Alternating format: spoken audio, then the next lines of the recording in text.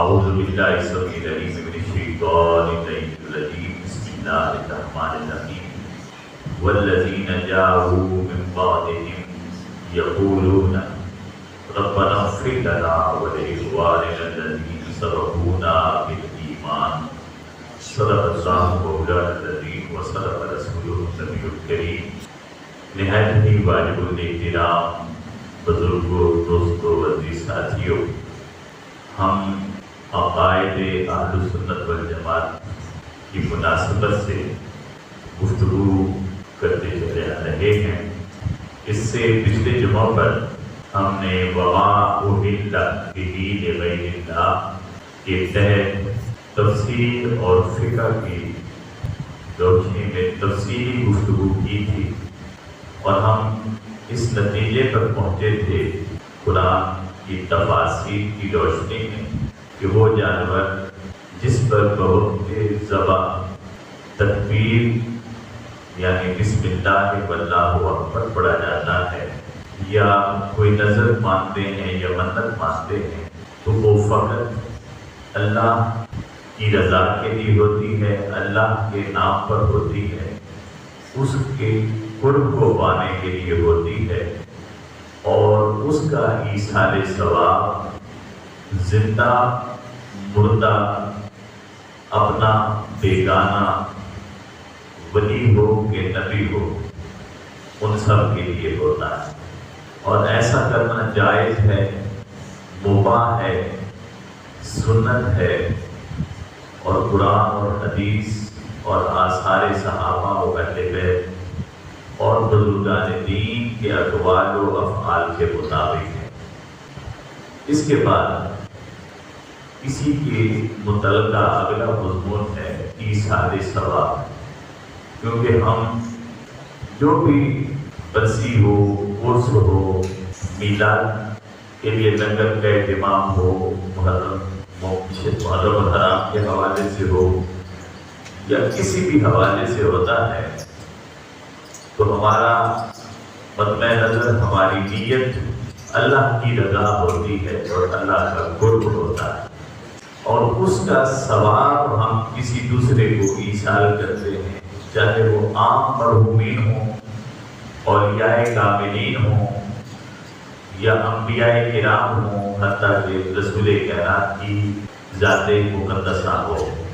تو ایصال ثواب کیا ہوتا ہے، اور ایصال ثواب کے حوالے سے ہم اہل سنت والجماعت سنی، حنفی، بریلوی ان کا عقیدہ اور نقطہ نظر کیا ہے، آج ہم اپنے عقیدے کے حوالے سے جاننے کی کوشش کریں گے، قرآن کی روشنی میں، پھر احادیث کی روشنی میں، اور اس کے بعد آئندہ انشاءاللہ عزیز جمعہ پر فقہائے کرام کے اقوال کی روشنی میں، جو ائمہ دین ہیں اور بزرگان دین ہیں، ان کے اقوال اور افعال کی روشنی میں۔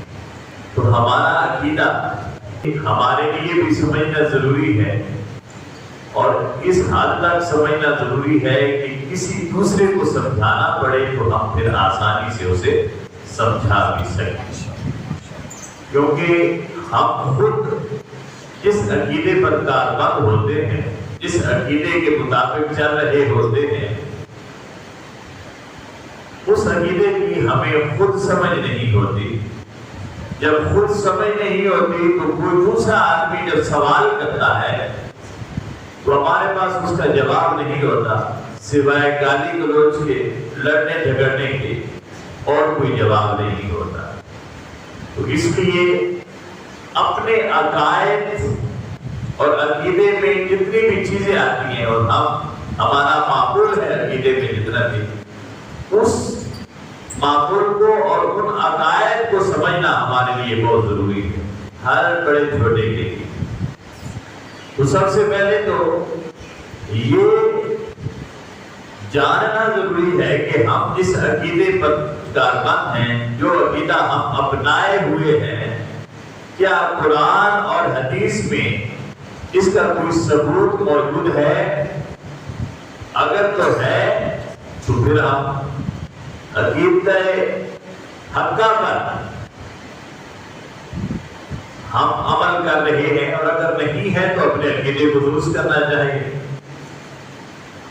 اور پھر اسی کے ساتھ ساتھ دوسروں تک بھی پہنچانا اور سمجھانا ہے، اور ان پر واضح کرنا ہے کہ ہمارا عقیدہ ہے کیا، ایثار ثواب کی شرعی حیثیت کیا ہے۔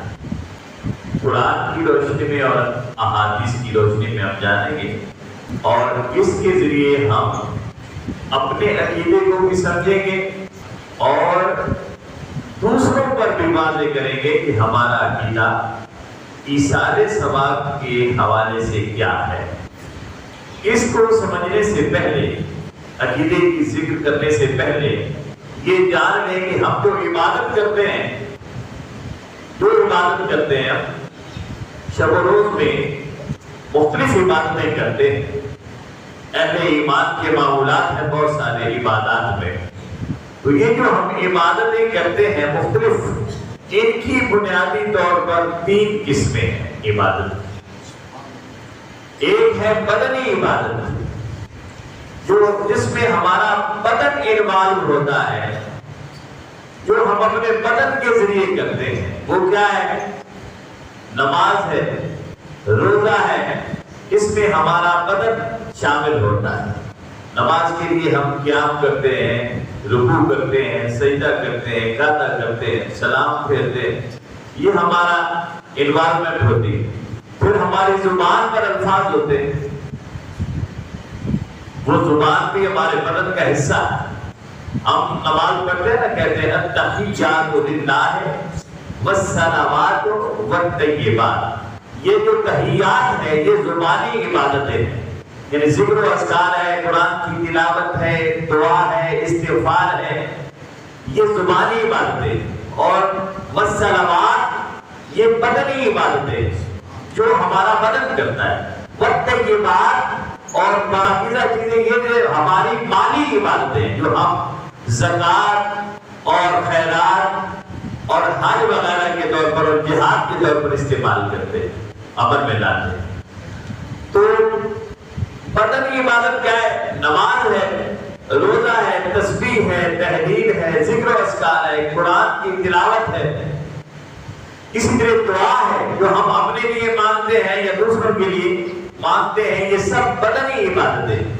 پھر دوسری عبادت دوسری طرح کی یہ ہے، وہ مالی عبادت، جیسے زکوٰۃ دیتے ہیں، صدقہ دیتے ہیں، خیرات کرتے ہیں، کوئی مسجد تعمیر کر لی، کوئی مدرسہ تعمیر کر لیا، کوئی سڑک بنوا لیتے ہیں، کسی راستے کو ہموار کر دیتے ہیں، جس طرح ہمارا معمول ہوتا ہے کہ جہاں گزرنے کے لیے مشکل راستہ کو ہم مختلف طریقوں سے اس راستے کو کھلا کر کے ہموار کرتے ہیں گزرنے والوں کے لیے تاکہ وہ آسانی رہے۔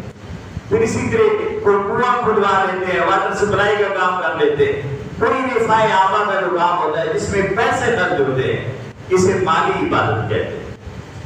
پھر ایک عبادت ایسی ہے جس میں پیسہ بھی خرچ ہوتا ہے اور بدن بھی صرف ہوتا ہے، اسے مرکب عبادت کہتے ہیں، یعنی دونوں کا مجموعہ ہے، ہمارا بدن بھی اس میں شامل ہوتا ہے اور ہمارا پیسہ بھی شامل ہوتا ہے۔ جیسے حج ہو گیا، عمرہ ہو گیا، اسی طرح غلام کو آزاد کرتے ہیں جب، پھر اسی طرح جہاد ہے، جہاد فی سبیل اللہ، پھر اسی طرح تبلیغ ہے کہ بندہ اپنے پیسے خرچ کر کے کہیں جاتا ہے اور پھر اللہ کے دین کا پیغام دوسروں تک پہنچاتا ہے، رسول کی رسالت کا پیغام اور دین کی تبلیغ کرتا ہے کسی بھی حوالے سے۔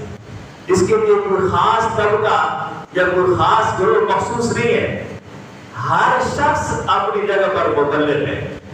حضور نے فرمایا بلغوا عنی ولو آیا، ایک بھی سمجھ آپ کو بات آ گئی ہے تو اسے آگے ضرور پہنچاؤ، اور جب بھی کوئی خیر کی بات بندہ آگے پہنچاتا ہے تو اس حد تک مبلغ ہوتا ہے اور وہ تبلیغ کر رہا ہوتا ہے۔ ہم تو یہ سمجھتے ہیں کہ اگر جو بندی ہے تو تبلیغی جماعت کے ہاتھ ہے یہ سارا کام، ہم نے یہ کام نہیں کرنا، اور اگر بریلوی ہے یا کسی اور مسلک سے تعلق رکھتے ہیں تو پھر مولوی صاحب کا کام ہے مسجد پہ آ کر 2-4 باتیں سنانا، یا کہیں جنازے پر یا کہیں جب اکٹھے ہو جائیں اور مولوی صاحب سے کہیں کہ آپ بھی ہمیں نصیحت کرے. تو ایسا نہیں ہے، رسول کائنات کی امت کا ہر فرد جو دین کے حوالے سے صحیح معلومات جتنی بھی رکھتا ہے وہ اس پر فرض ہے کہ وہ معلومات دوسروں تک پہنچائے. تو یہ ہے ہماری مالی اور بدنی عبادت. اب دیکھنا یہ ہے کہ ہمارا عقیدہ کیا ہے. تو اہل سنت والجماعت جو سنی حنفی بریلوی ان کا عقیدہ ایصال ثواب کے حوالے سے کیا ہے؟ ہمارے نزدیک کوئی بھی عمل خیر ہو، چاہے وہ بدنی ہے چاہے وہ مالی ہے، چاہے بدنی اور مالی عبادت کا مرکب ہے، اس کا ثواب ہر انسان جو بندہ مومن ہے، چاہے وہ مرد ہے چاہے عورت ہے، چاہے زندہ ہے چاہے مردہ ہے، ولی ہے یا نبی ہے، اس کو پہنچا سکتا ہے. ہمارے نزدیک کسی بھی عبادت، کوئی بھی عبادت اس کا ثواب ہر انسان تک اسے ایصال کر سکتا ہے، زندہ اور مردہ مومن. وہ آپ انسان ہو، آپ مومن ہو یا ولی ہو یا نبی ہو، ایصال کر سکتا ہے. اور اس ایصال سے اگلے بندہ جو ہے اسے فائدہ بھی پہنچتا ہے اور اس کے لیے باعث ثواب بھی ہوتا ہے، کرنے والے کے لیے بھی اور جس کے لیے کیا گیا ہے اس کے لیے بھی باعث اجر و ثواب بھی ہوتا ہے اور فائدہ بھی پہنچتا ہے. یہ ہمارا ہے عقیدہ. یہ اس اعتبار سے یہاں تک آپ نے یاد رکھنا ہے. اب کچھ عبادات ایسی ہیں ہماری، مثلا مالی عبادت ہے ہماری. ہم نے ایک راستہ بنایا. اب راستہ بنایا کس کے لیے؟ اللہ کی رضا کے لیے، اللہ کا قرب حاصل کرنے کے لیے. ایک عبادت سمجھ کر، کیونکہ عبادت سب سے بڑی عبادت کیا ہے کہ آپ کے ہر کام میں اللہ پیش نظر رہے، اسی کا قرب اور اس کی رضا پیش نظر رہے. یہ عبادت ہے. آپ نے ایک راستہ بنا دیا یا راستے پر ایک درخت لگا دیا یا کوئی کمرہ برآمدہ بنا دیا کہ یہاں لوگ مسافر یہاں سے گزرتے ہیں تو ان کے لیے تھوڑا سا سائے کا اہتمام کر دیا جائے. کوئی کنواں بنوا دیا، واٹر سپلائی لگا دی، کہیں کھڑا پانی کا رکھ دیا ہے، کولر رکھ دیا ہے کہ گزریں گے لوگ پیاسے ہوں گے وہ پانی پئیں گے. اس طرح کے جتنے بھی کام ہیں یہ مالی کام ہے. مال کے ذریعے، دولت کے ذریعے ان پر پیسہ لگتا ہے. اب یہ مومن کے کام بھی آتے ہیں اور کافر بھی کام بھی آتے ہیں. یعنی آپ نے تو راستہ بنا لیا، اب اس پر آپ نے اللہ کی رضا کے لیے بنایا ہے، اس سے ایصال ثواب آپ نے اپنے مرحومین کے لیے کر دیا، انہیں بھی فائدہ پہنچ گیا. اور وہ زندہ لوگ وہاں سے چل رہے ہیں، وہ چاہے مومن ہے چاہے کافر ہے، حتیٰ کہ انسان ہے یا حیوان ہے. حیوان بھی گزرتے ہیں کہ نہیں؟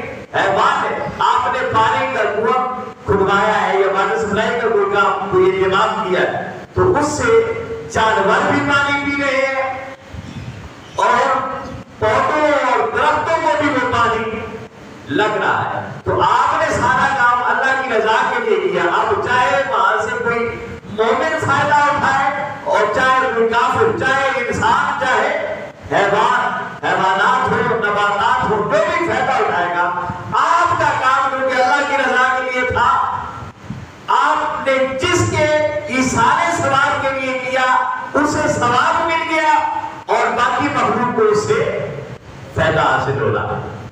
سمجھا؟ یہ ہے ہمارا عقیدہ کہ ہم جو بھی کام کرتے ہیں اسے عبادت سمجھ کر اللہ کی رضا کے لیے اور اس کا قرب حاصل کرنے کے لیے کرتے ہیں.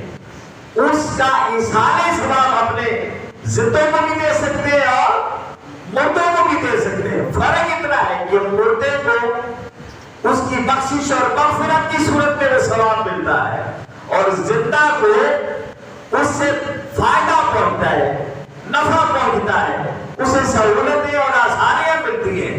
اور ایسے بھی کام ہیں اس میں کہ نہ صرف انسان بلکہ حیوان بھی وہاں سے آسانی کے ساتھ ان سے فائدہ اٹھاتے ہیں، بلکہ درخت بھی اور پودے بھی اس سے فائدہ اٹھاتے ہیں۔ تو یہ ہمارا عقیدہ ہے، اسے پیش نظر رکھیں ہمیشہ کہ ہمارا ہر کام خالصتاً اللہ کی رضا کے لیے ہے۔ ایثار ثواب جو ہم کریں گے وہ اپنے مرحومین کے لیے بھی کر سکتے ہیں، اولیاء کے لیے بھی کر سکتے ہیں، اور انبیاء کے لیے بھی کر سکتے ہیں۔ اس کا فائدہ ہمارے مرحومین کو بھی پہنچتا ہے اگر وہ صاحب ایمان تھے، اور زندہ لوگوں کو بھی پہنچتا ہے، زندہ لوگوں کو بھی پہنچتا ہے۔ یہاں تک اگر آپ کو سمجھ آ گئی تو اب یہ دیکھنا ہے کہ ہمیں یہ عقیدہ، یہ جو ہمارا عقیدہ ہے، یہ جو میں نے بات کی ہے، یہ ملا کہاں سے؟ ہم نے خود کھڑا ہے، خود بنایا ہے، ہمیں کسی پیر صاحب نے بتایا ہے، کسی مولوی صاحب نے، علامہ صاحب نے بتایا ہے؟ یہ ہم نے کہاں سے لیا؟ یہ آج کی پیداوار ہے، اس صدی کی پیداوار ہے، یہ پاکستان میں بنایا گیا ہے، یہ ہندوستان میں بنایا گیا ہے۔ یہ کب بنایا گیا، کہاں سے ہمیں ملا ہے، ہم نے یہ عقیدہ کہاں سے حاصل کیا ہے؟ تو سادہ سی بات ہے، ہم نے یہ عقیدہ دوستو صرف قرآن سے لیا ہے اور حدیث سے لیا ہے۔ کہاں سے لیا ہے؟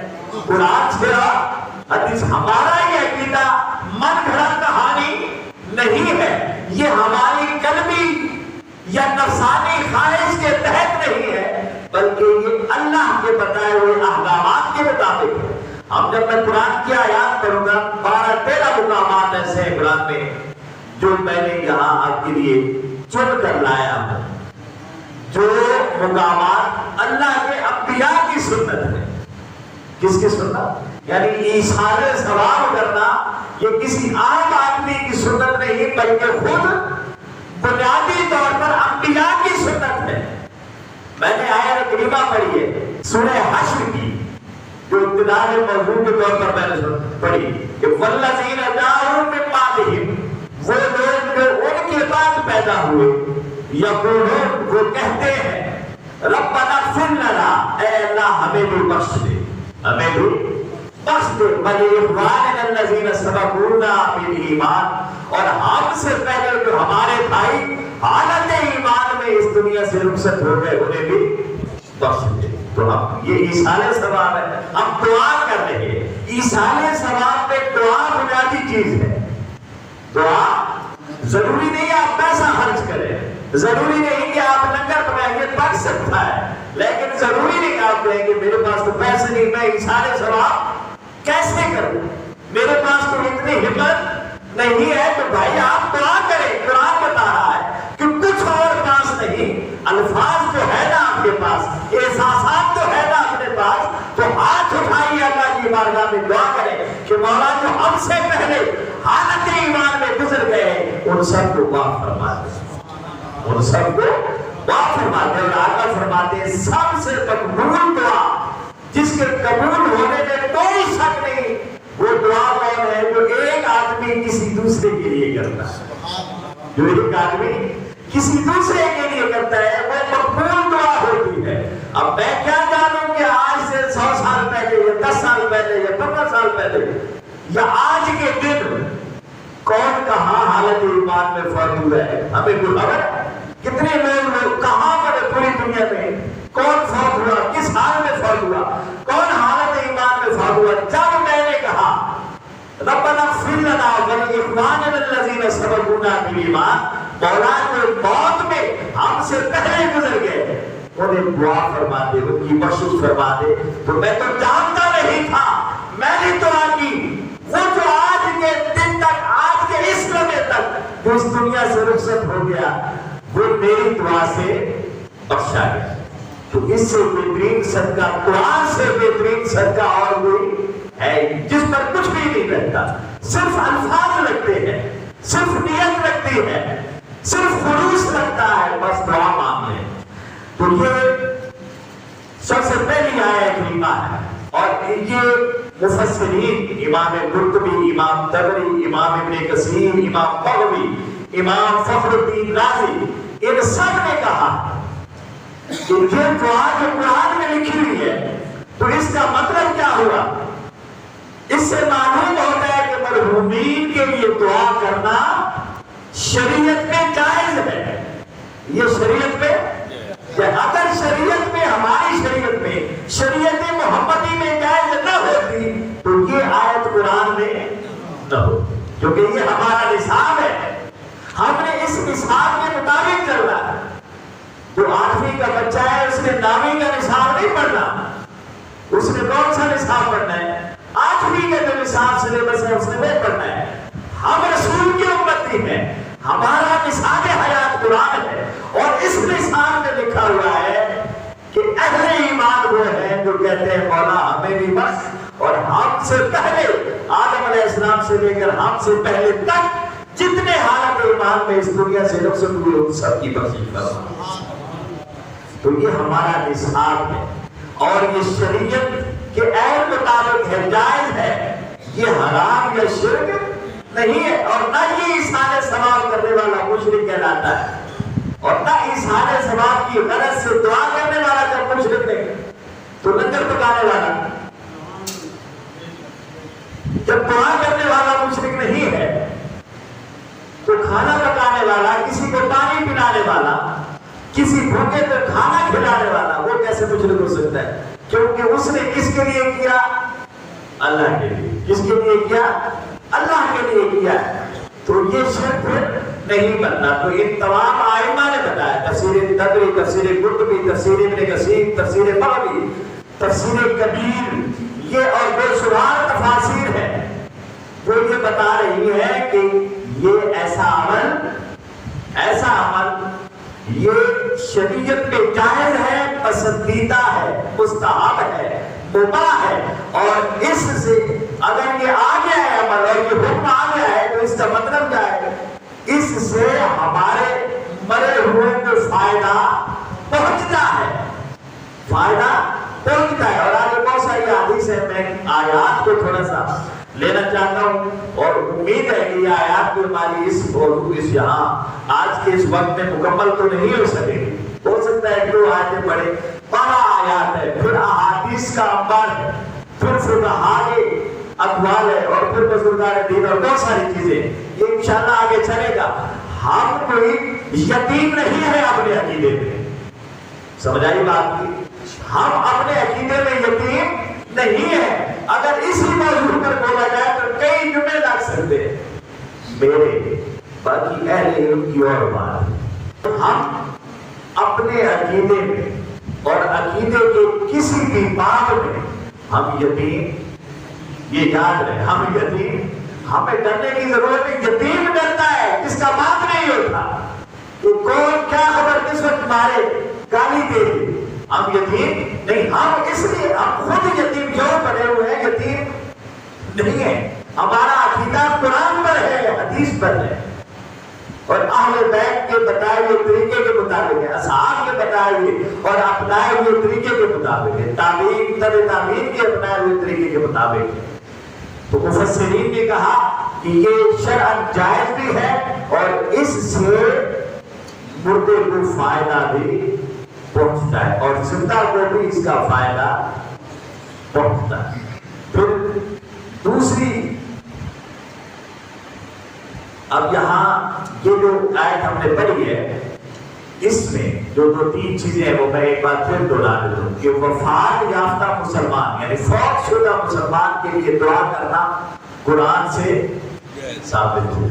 قرآن سے، جب یہ قرآن سے ثابت ہے تو میں کئی بار کہتا ہوں، اب بھی کہہ چکا ہوں کہ یہ ہمارا نصاب ہے۔ جب ثابت ہے تو پھر اسے کرنا ہے، اور کیا کرنا ہے کہ دعا کا فائدہ مرحومین کو پہنچتا ہے، دعا کا فائدہ مرحومین کو پہنچتا ہے۔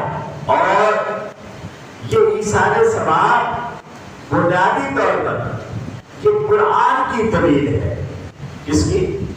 کسی انسان کی نہیں بلکہ خود قرآن کی دلیل ہے، اور یہ خالصتاً اللہ کے لیے ہوتا ہے، میں نے بتا دیا۔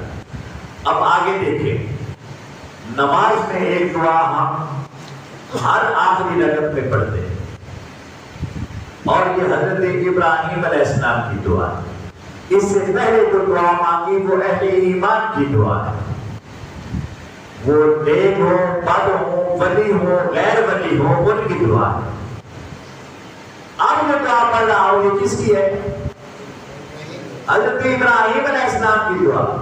کیا فرماتے ہیں؟ دعا کرتے ہوئے کہتے ہیں ربنا اغفر لی ولوالدی وللمؤمنین یوم یقوم الحساب. مولا مجھے بھی بخش، میری اولاد کو بھی بخش، اور قیامت تک آنے والے سارے مومنوں کو بخش.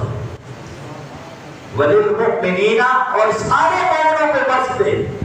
حضرت ابراہیم کو 4-5 ہزار سال گزر چکے ہیں، تب سے لے کر اب تک، اور قیامت تک جو پیدا ہونے ہیں پھر گناہ کریں گے، کلمہ پڑھیں گے، کوئی زیادتی ان سے ہو جائے گی، ان کی بخشش کا سامان تب سے ہو گیا ہے. گناہ بعد میں کریں گے، بخشے ہوئے پہلے سے آ رہے ہیں. اور نبی جب کہے، اللہ کا نبی کہے کہ قیامت تک آنے والے مومنوں کو بخش دے، تو نبی کی دعا کبھی رد ہوتی نہیں ہے. اس کا مطلب یہ نہیں ہے کہ ہم مان کے لوگ مرضی کریں گے، اس کا یہ مطلب بھی نہیں ہے کہ اور گناہ سے ابراہیم علیہ السلام کی دعا کا اجر نہیں پڑھنا ہے، پڑھنا ہے جیڑا پڑھی ایک حضرت ابراہیم کے بھی ہاتھ پر پڑے گا نا، ان کی طرف سے پڑے گا. آج بھی اگر میں نے پڑھی ہے تو ان کی طرف سے پڑھی ہے نا، اپنی طرف سے تو نہیں پڑھی. جس طرح ہم درود پڑھتے ہیں تو اللہ کے بھی آپ پڑھ پڑھتے ہیں نا، اپنی طرف سے تو ہم درود نہیں پڑھتے. ہم کہتے ہیں اللہم صلی علی مولا تو بھیج، تو ہم تو نہیں بھیجتے. تو یہ جب دعا پڑھتے ہیں تو یہ ابراہیم علیہ السلام کی طرف سے. اس لیے حضرت ابراہیم کی دعائیں قیامت تک آنے والے اہل ایمان کے لیے جو اپنے اعمال بد کی وجہ سے جہنم کی طرف جا رہے ہوں گے، مگر حضرت ابراہیم نے دعا مانگ لی کہ مولا ہے تو مومن تھا، ہے تو مومن، انہیں اب ہی بخش دے. پتہ نہیں کب پیدا ہوں گے، کیا کریں گے، انہیں پہلے ہی بخش دے. تو مرنے سے پہلے ہی بخشش کا اہتمام کر دیا گیا ہے. اب اس کا مطلب یہ نہیں کہ اب کھلے کھیلتے رہیں، بلکہ اس کا مطلب یہ ہے کہ اب ہم حیا کریں. کیا کریں؟ حیا کریں. کہ یار ہم اتنے ایسے لوگ، ہم کیسے لوگ کہ انبیاء دعا کرتے چلے گئے، انبیاء دعا کرتے چلے گئے ہمارے لیے. تو یہ حیا اور یہ شرم تھوڑی سی ہمارے اندر پیدا ہو جائے، اور اپنے آپ کو ان خواہشات نفس سے اور دنیاوی خواہشات سے، ان سے اپنے آپ کو بچا لیں، اور وہ قدم اٹھائیں جو اللہ اور اس کے رسول کو پسند ہے، وہ قدم اٹھائیں. تو اللہ کے خلیل دعا کر رہے ہیں اللہ کی بارگاہ میں کہ مولا مجھے بھی بخش، میری اولاد کو بھی بخش، اور قیامت تک آنے والے سارے مومنین کو بخش دے. اب یہاں امام طبری، امام ابن کثیر اور امام قرطبی نے مختلف لکھا. میں ایک ہی لائن میں بیان کر دوں کہ حضرت ابراہیم نے اپنے والدین اور سارے مومنوں کے لیے دعا کی، تو اس سے پتہ چلا کہ دوسروں کے لیے دعا کرنا یہ مشروع ہے، یعنی شریعت میں جائز ہے. اور جب دعا کی جاتی ہے تو بے وجہ نہیں کی جاتی، وہ دعا قبول بھی ہوتی ہے، اور اس دعا کا پھر اثر بھی ہوتا ہے، اس کا نفع بھی دوسرے کو پہنچتا ہے، نفع بھی پہنچتا ہے. اور یہ انبیاء کی سنت ہے. جد الانبیاء ہے نا حضرت ابراہیم علیہ السلام، جد الانبیاء، انبیاء کے دادا، تو ان کی سنت ہے. تو دیکھیے تیسری آیت ہے کہ ربنا اغفر لی، یہ حضرت نوح علیہ السلام کی دعا ہے. کون دعا کرتا گیا ہے ہمارے لیے؟ کاش رسول کی امت کی سمجھ جائے، اپنا احساس کر دے کہ ہم کہاں بھٹکتے پھرتے ہیں. اللہ کے وہ پیغمبر جن کا ہم سے براہ راست لینا دینا بھی نہیں ہے، صرف مصطفیٰ کی نسبت سے ہمارے لیے دعائیں کرتے چلے گئے. مصطفیٰ کی غلامی کے سبب سے ہمارے لیے دعائیں کرتے گئے. ان کا تعلق مصطفیٰ سے تھا کیونکہ انہیں خواہش مصطفیٰ کی، اور اپنے رب سے التجا کرتے رہے ہیں کہ مولا ہمیں اپنے رسول کا امتی بنا دے، رسول کا امتی بنا دے. رسول کائنات کی امت ہونے کی التجا انہوں نے کی، مگر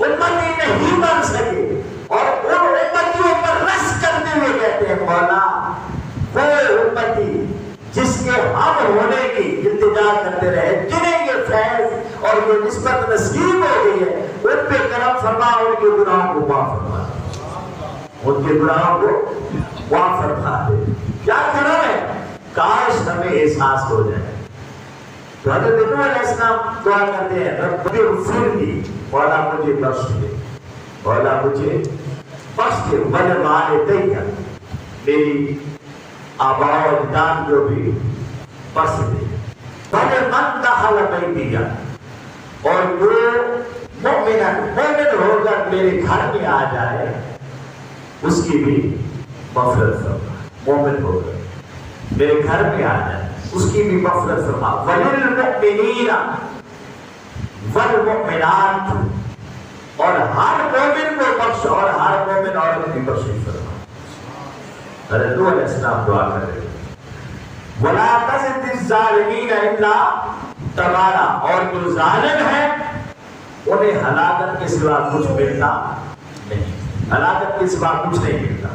اس پر بھی مفسرین نے لکھا کہ یہ دعا حضرت نوح علیہ السلام اپنے لیے اور والدین کے لیے کر رہے ہیں، اور یہ اس بات کی دلیل ہے کہ دعا مانگنا مشروع ہے، شریعت میں جائز ہے، شریعت میں جائز ہے، اور اس کا فائدہ پہنچتا ہے۔ فائدہ آپ سبزی لگاتے ہیں، کون سی جس میں زیادہ فائدہ ہوتا ہے تو دعا بھی کریں گے، تو دعا فائدہ دے گی تو دعا کریں گے، جب فائدہ دینا نہیں تو پھر دعا کی کوئی ضرورت نہیں باقی ہے۔ تو جب انبیاء نے دعا کی تو یقیناً انبیاء کی دعا کبھی رد نہیں ہوتی۔ تو حضرت نوح علیہ السلام نے دعا کی، اور امام قرطبی فرماتے ہیں کہ اس آیت کے سے یہ واضح ہو گیا کہ مرحومین کے لیے دعا کرنا انبیاء کی سنت ہے، انبیاء کی سنت ہے۔